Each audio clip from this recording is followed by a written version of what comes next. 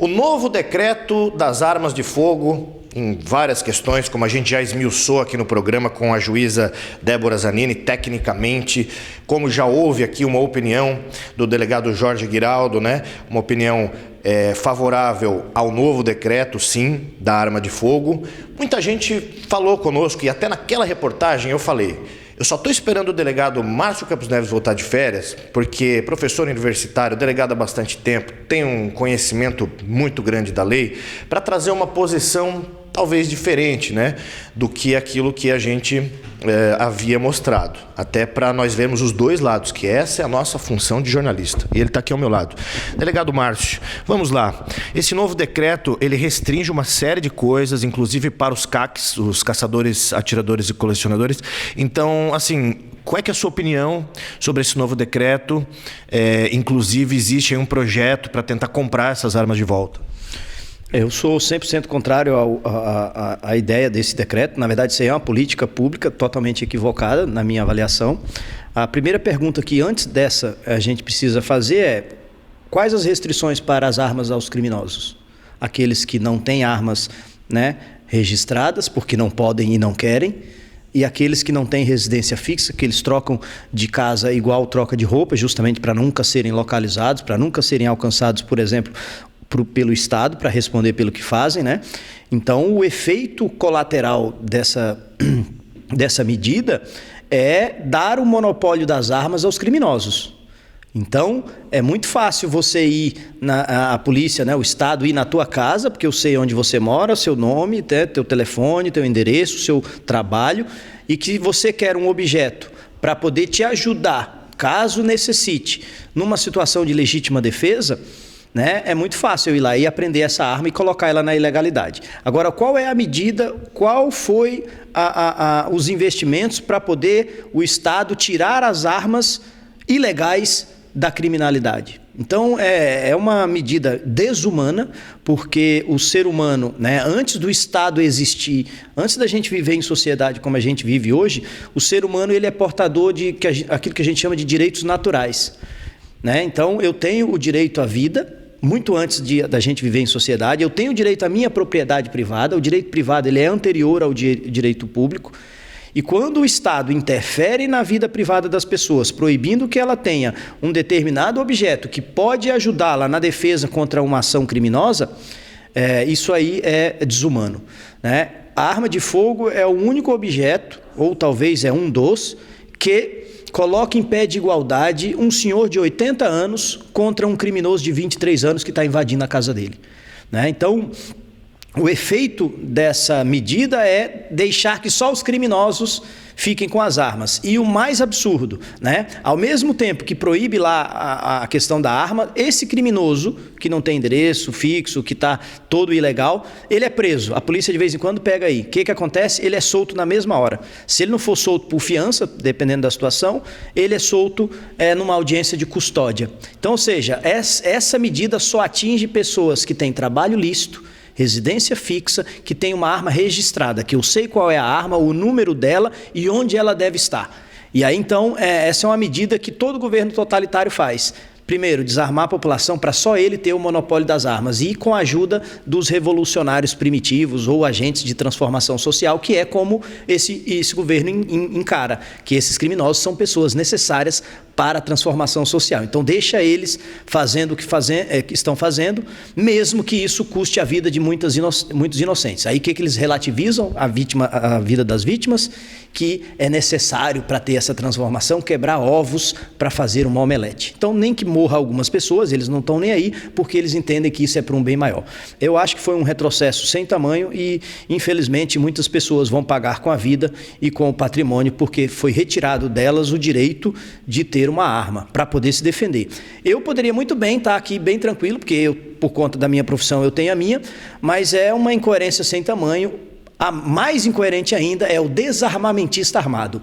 Arma para mim, desarmamento para os outros. Então, por isso que eu sou 100% contrário a essas medidas políticas, né, de, geralmente, partidos de esquerda totalitários.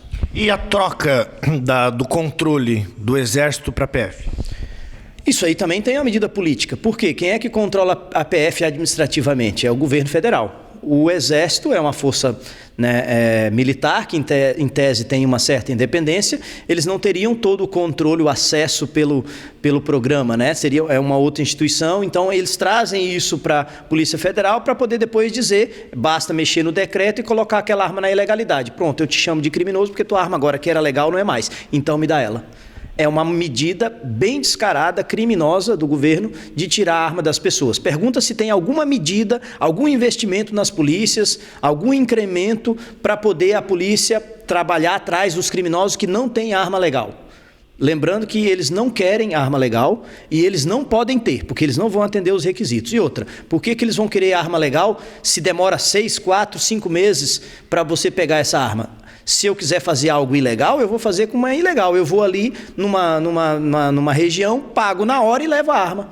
E outra, sem rastreamento, sem numeração, de maneira que não me ligue diretamente àquela arma. Então, são argumentos assim que não me deixam ter dúvidas mais, né, de que esse modelo de política pública na questão de segurança tem o efeito contrário.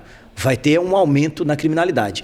E as pesquisas mostraram que o número de armas registrados sendo aumentado não aumenta crime. Eu não posso dizer que isso diminui crime, mas ficou comprovado que não aumentou, ao contrário, diminuiu. Agora eu não posso dizer que foi esse número de armas que fez abaixar os números, mas mostrou cabalmente que não aumenta o número da criminalidade. E os clubes de tiros não podem mais funcionar 24 horas e outra, os CACs vão ter que ir sem arma, estar municiada para os clubes. Para poder deixar o bandido abordar os CACs, eles sem poder reagir e botar mais uma arma legal na ilegalidade. Ou seja, é entregar a ovelha para o lobo. Né? Então, mais um absurdo. CACs, né, os clubes de tiro são empresas que geram emprego, direto e indireto, tá? Pessoas que vão para lá não querem cometer coisa ilegal, porque se quiser coisa ilegal não vão para o clube de tiro, porque ele tem que ser, né, no dia que ele vai lá treinar, tem lá o cadastro dele, a hora que ele usou, né, quantas munições, quantos tiros ele usou.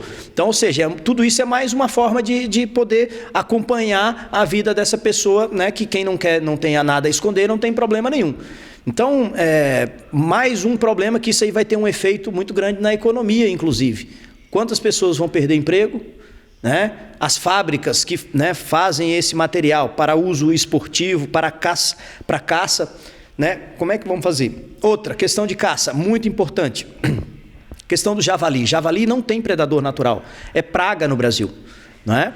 Eles destroem lavouras, comem animais, então por que ao invés de querer tirar as armas dos CACs, não tenhamos uma política pública de dizer assim, ó, CACs, cada cabeça de javali que você me trouxer vai ser tantos reais. E ainda vocês vão estar liberados com maior número de munições para poder fazer a caça.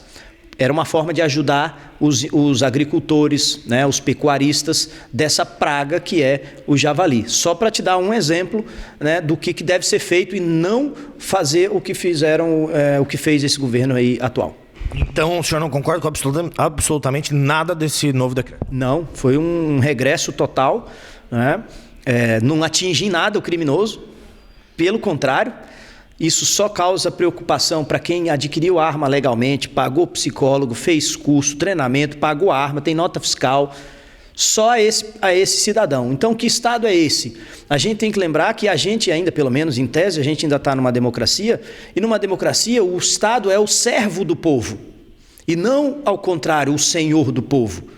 Então, quem manda é o povo, não o Estado.